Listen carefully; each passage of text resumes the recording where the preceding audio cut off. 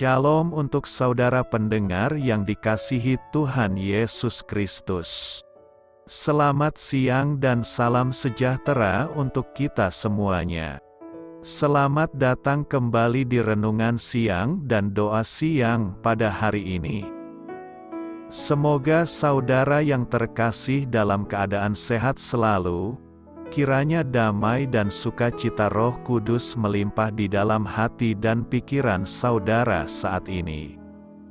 Sebelum kita mulai renungan pada siang hari ini, marilah kita bersama-sama berdoa. Bapa di kerajaan sorga, terima kasih atas penyertaan yang Engkau berikan kepada saya atas siang hari yang indah ini. Terima kasih telah memberi saya kesempatan untuk selalu dapat bersyukur atas segala pekerjaan yang aku kerjakan. Maka dari itu, saya mohon sertailah selalu diri ini sepanjang hari ini. Terima kasih atas berkat Tuhan hingga saat ini aku masih bisa merasakan kebaikan Tuhan dan buatlah agar bibirku selalu mengucap syukur kepadamu. Tuhan Yesus Kristus, terima kasih pada saat ini saya masih bisa bekerja. Tuhan, saat ini saya akan memulai pekerjaan saya. Berkatilah pekerjaan ini dan sertailah sepanjang saya selama bekerja pada hari ini, agar menjadi berkat bagiku, bagi keluargaku dan juga tempat saya bekerja. Berkati seluruhnya di siang hari ini agar berjalan dengan baik dan menjadi berkat untuk kami jalani bersama dengan anak Tuhan yang lainnya.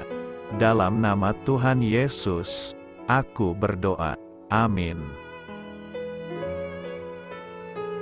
Sahabat saudara rohani, pembacaan ayat emas Alkitab renungan kita siang hari ini.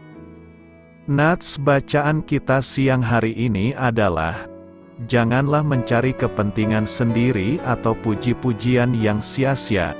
Sebaliknya, hendaklah dengan rendah hati yang seorang menganggap yang lain lebih utama daripada dirinya sendiri. Tertulis di dalam kitab Filipi 2 ayat 3, bacaan kita pada siang ini terambil dari kitab Daniel 3 ayat 8 sampai dengan ayat 25. Pada waktu itu juga tampillah beberapa orang Kasdim menuduh orang Yahudi. Berkatalah mereka kepada Raja Nebukadnezar, "Ya Raja, kekalah hidup tuanku. Tuanku Raja telah mengeluarkan titah, bahwa setiap orang yang mendengar bunyi sangkakala, seruling, kecapi, rebana, gambus, serdam dan berbagai-bagai jenis bunyi-bunyian, harus sujud menyembah patung emas itu, dan bahwa siapa yang tidak sujud menyembah, akan dicampakkan ke dalam perapian yang menyala-nyala." Ada beberapa orang Yahudi yang kepada mereka telah Tuanku berikan pemerintahan atas wilayah Babel, yakni Sadrah, Mesakh dan Abednego. Orang-orang ini tidak mengindahkan titah Tuanku. Ya Raja, mereka tidak memuja dewa Tuanku dan tidak menyembah patung emas yang telah Tuanku dirikan. Sesudah itu Nebukadnezar memerintahkan dalam marahnya dan geramnya untuk membawa Sadrah, Mesakh dan Abednego menghadap. Setelah orang-orang itu dibawa menghadap raja, berkatalah Nebukadnezar kepada mereka, "Apakah benar, hai Sadrah, Mesakh dan Abednego, bahwa kamu tidak memuja dewaku dan tidak menyembah patung emas yang kudirikan itu? Sekarang, jika kamu bersedia, demi kamu mendengar bunyi sangkakala, seruling, kecapi, rebab, gambus, serdam dan berbagai-bagai jenis bunyi-bunyian, sujudlah menyembah patung yang kubuat itu. Tetapi jika kamu tidak menyembah, kamu akan dicampakkan seketika itu juga ke dalam perapian yang menyala-nyala. dan dewa manakah yang dapat melepaskan kamu dari dalam tanganku?" Lalu Sadrah, Mesakh dan Abednego menjawab Raja Nebukadnezar, "Tidak ada gunanya kami memberi jawab kepada Tuanku dalam hal ini. Jika Allah kami yang kami puja sanggup melepaskan kami, maka Ia akan melepaskan kami dari perapian yang menyala-nyala itu, dan dari dalam tanganmu, ya Raja. Tetapi seandainya tidak, hendaklah Tuanku mengetahui, ya Raja, bahwa kami tidak akan memuja dewa Tuanku, dan tidak akan menyembah patung emas yang Tuanku dirikan itu."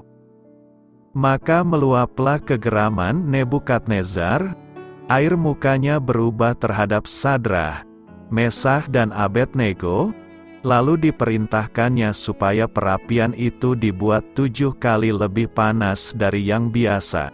Kepada beberapa orang yang sangat kuat dari tentaranya dititahkannya untuk mengikat Sadrah, Mesakh dan Abednego dan mencampakkan mereka ke dalam perapian yang menyala-nyala itu. Lalu diikatlah ketiga orang itu, dengan jubah, celana, topi dan pakaian-pakaian mereka yang lain, dan dicampakkan ke dalam perapian yang menyala-nyala. Karena titah raja itu keras, dipanaskanlah perapian itu dengan luar biasa, sehingga nyala api itu membakar mati orang-orang yang mengangkat Sadrah, Mesakh dan Abednego itu ke atas. Tetapi ketiga orang itu, yakni Sadrah, Mesakh dan Abednego, jatuh ke dalam perapian yang menyala-nyala itu dengan terikat. Kemudian terkejutlah Raja Nebukadnezar lalu bangun dengan segera, berkatalah ia kepada para menterinya, "Bukankah 3 orang yang telah kita campakkan dengan terikat ke dalam api itu?" Jawab mereka kepada raja, "Benar, ya Raja," katanya, "tetapi ada 4 orang kulihat berjalan-jalan dengan bebas di tengah-tengah api itu. Mereka tidak terluka, dan yang keempat itu rupanya seperti anak dewa." Ayat di atas terambil dari kitab Daniel 3 ayat 8 sampai dengan ayat 25. Mari kita mulai renungan siang kita. Judul renungan kita hari ini adalah Mengendalikan Kemarahan. Kata bijak Alkitab hari ini adalah, jika seseorang tidak dapat mengendalikan kemarahan, ia akan menyingkapkan sisi terburuk dari dirinya. Cerita renungan siang kita hari ini adalah, Orlando, Florida mempunyai beberapa taman hiburan luas bertema khusus yang menarik ribuan keluarga untuk berlibur di sana setiap tahun. Namun tahun lalu, sebuah majalah kesehatan menjuluki Orlando sebagai kota paling pemarah di Amerika. Mereka memberikan julukan itu karena hal-hal yang terjadi di sana seperti berbagai serangan ganas, kemarahan di jalanan, dan persentase orang yang menderita penyakit darah tinggi. Raja Nebukadnezar, dalam marahnya dan geramnya, memerintahkan agar Sadrah, Mesakh, dan Abednego dibawa menghadap kepadanya, sebab mereka tidak mau menyembah patung emas yang telah didirikannya. Daniel 3 ayat 13. Ketika kehendaknya tidak mereka taati, meluaplah kegeraman Nebukadnezar. Air mukanya berubah terhadap ketiga orang itu. Kita semua bergumul dengan kemarahan. Akan tetapi, kemarahan tidak selalu salah. Apabila kamu menjadi marah, janganlah kamu berbuat dosa. Efesus 4 ayat 26. Kita semestinya marah saat melihat ketidakadilan di dunia. Namun, kebanyakan kemarahan kita, seperti Nebukadnezar, berasal dari niat yang kurang mulia, yaitu kepentingan diri sendiri dan keangkuhan. apabila kita dikuasai oleh kemarahan, kita akan lepas kendali terhadap apa yang kita katakan dan lakukan. Paulus menantang kita, janganlah mencari kepentingan sendiri atau puji-pujian yang sia-sia.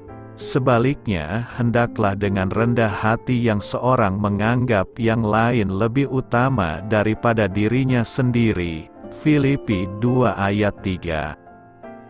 Jika kita mulai mendahulukan orang lain, kita akan tahu bahwa kita membuat langkah awal untuk mengendalikan kemarahan. Lebih mengutamakan orang, Filipi 2 ayat 3 berkata, tanpa mencari kepentingan sendiri atau puji-pujian yang sia-sia. Sebaliknya, hendaklah dengan rendah hati yang seorang menganggap yang lain lebih utama daripada dirinya sendiri. Nas hari ini mengajak kita untuk lebih mengutamakan orang lain. Hidup lebih mengutamakan orang lain berarti memberi tempat dan kesempatan yang baik kepada sesama daripada diri sendiri. Ada keikhlasan memberi ruang kepada orang lain dan mengutamakannya. Artinya, kita siap sedia untuk mengalah. Sikap ini bisa kita lakukan jika kita hidup dalam kerendahan hati. Kerendahan hati disamakan dengan mementingkan keperluan orang lain dengan tidak menganggap diri lebih penting daripada orang lain.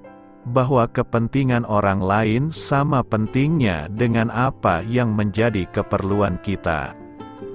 Perilaku lebih mengutamakan orang lain semakin jarang ditemukan di zaman ini. Salah satu penyebabnya, karena banyak orang memandang bahwa hidup ini adalah perlombaan atau kompetisi yang harus dimenangkan. Mereka menganggap orang lain sebagai musuh atau saingan yang harus disisihkan dan dikalahkan.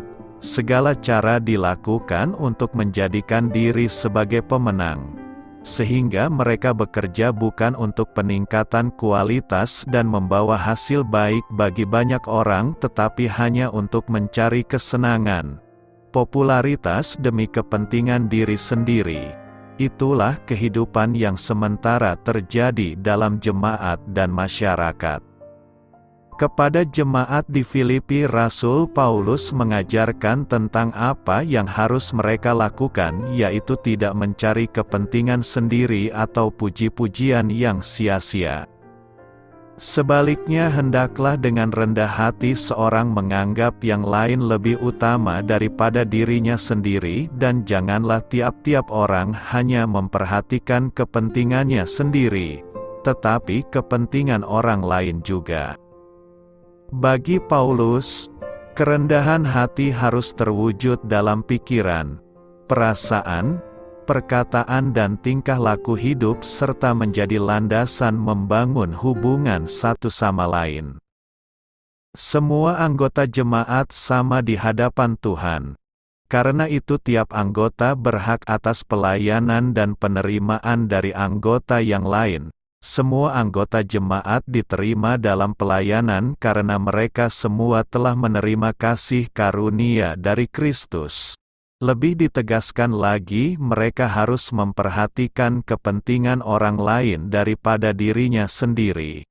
Kepentingan diri sendiri sama sekali tidak boleh menjadi tujuan usaha dari pekerjaan anggota-anggota jemaat.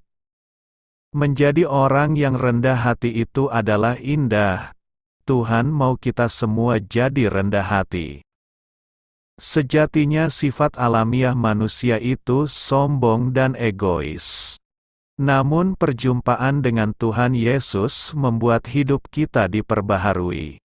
Manusia baru kita di dalam Kristus itu bersifat rendah hati. Ciri nyata orang yang lahir kembali dari Roh Kudus adalah perubahan dari seorang egois dan sombong, menjadi rendah hati dan tidak mementingkan diri sendiri. Sebagaimana firman dalam Galatia 2 ayat 20 disebutkan, hidupku bukannya aku lagi, melainkan Kristus. Isi yang terkandung dalam firman ini adalah ego yang lama mati. dan memiliki identitas diri yang baru yaitu Kristus. Kenyataan baru yang berbeda sekarang.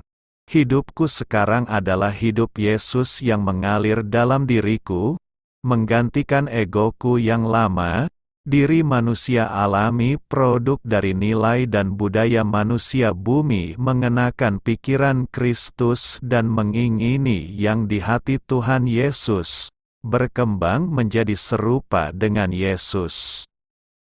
Kerendahan hati membuat kita terus melangkah dengan setia dalam panggilan Tuhan.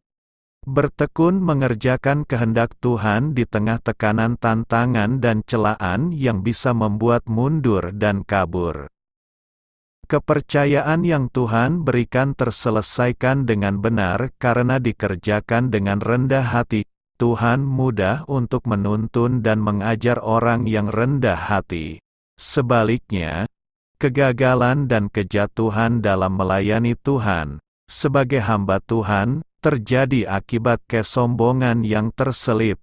Kesombongan mendahului kehancuran, kecongkakan mendahului kehancuran, dan tinggi hati mendahului kejatuhan. Pelayanan dan bangunan rohani bisa runtuh berkeping ketika kesombongan menyelinap ke dalam hati.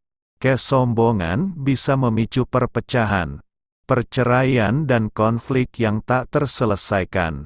Keretakan harmoni selalu berkaitan dengan kesombongan.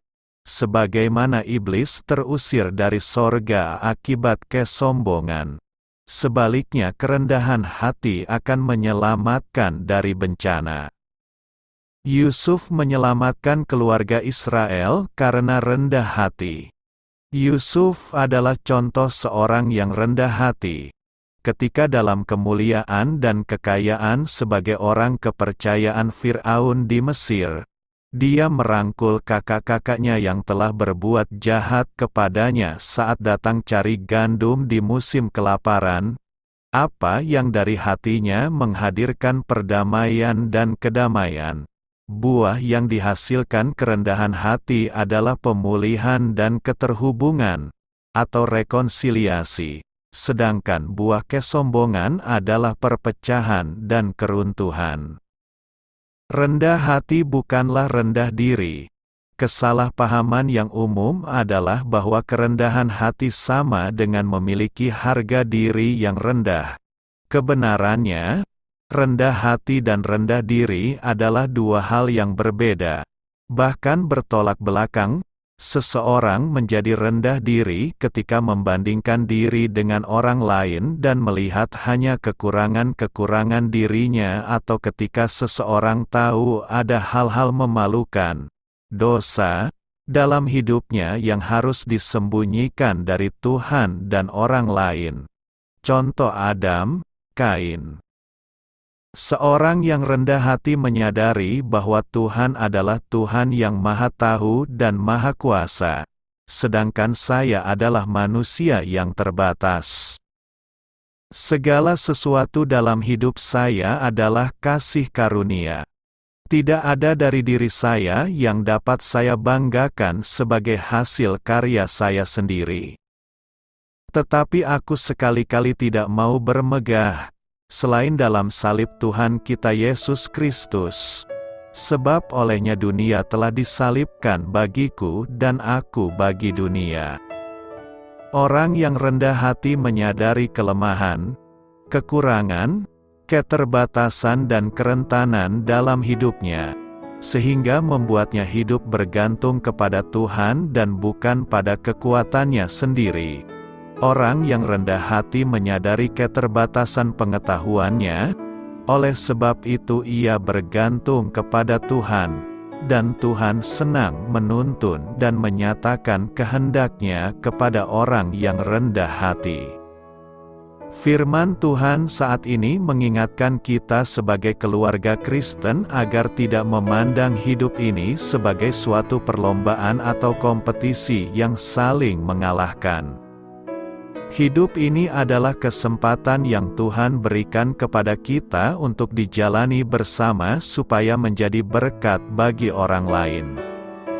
Sesama kita manusia juga diberi berkat dan kesempatan oleh Tuhan, yang diciptakan, dikasihi dan diselamatkannya.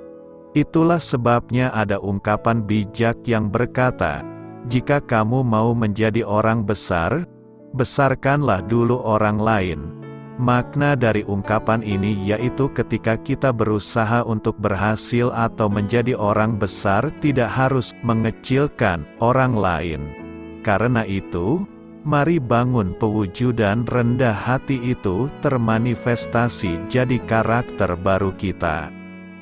Selamat memulai karya dalam minggu ini untuk Tuhan. Doa saya menyertai saudara sekalian. Saya memberkati Anda agar sewaktu Anda mencarinya dari Dia, Bapa Surgawi Anda akan memberikan bagi Anda roti harian Anda. Dalam nama Yesus Kristus, Tuhan yang berkuasa atas alam semesta dan menuntun kita kepada iman yang menyelamatkan, Tuhan Yesus menyertai senantiasa. Tuhan memberkati. Amin.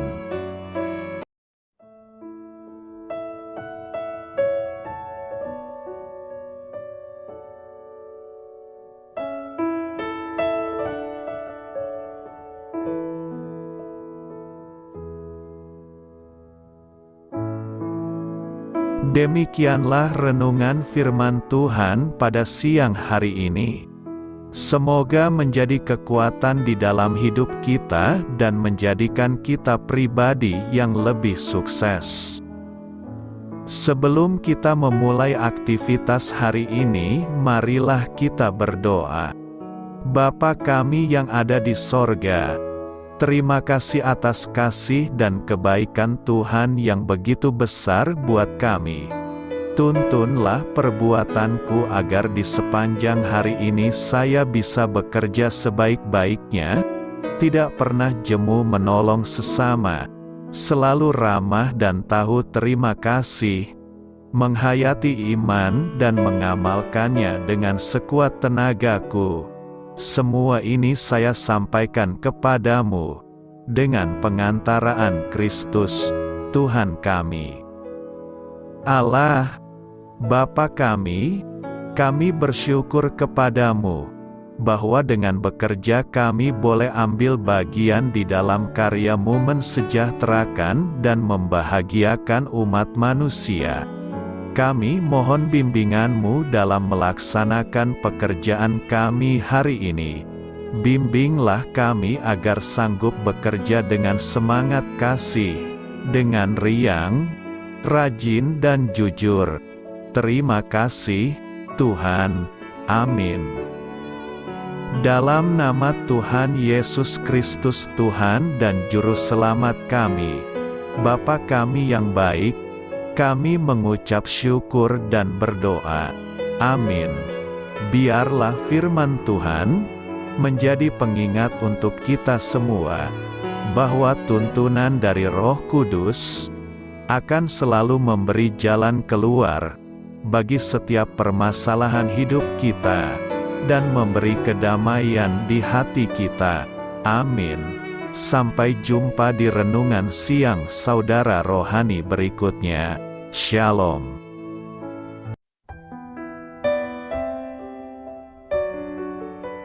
Halo untuk semua pendengar saudara rohani yang terkasih di dalam nama Tuhan Yesus Kristus dimanapun berada. Mari dukung kami, tim redaksi renungan harian saudara rohani dengan cara memberikan bantuan, kritik dan masukan. Saudara dapat memberikan masukan melalui kolom komentar di bawah atau mengirim kepada kami langsung melalui email yang tertera di layar Anda, saudararohani@gmail.com.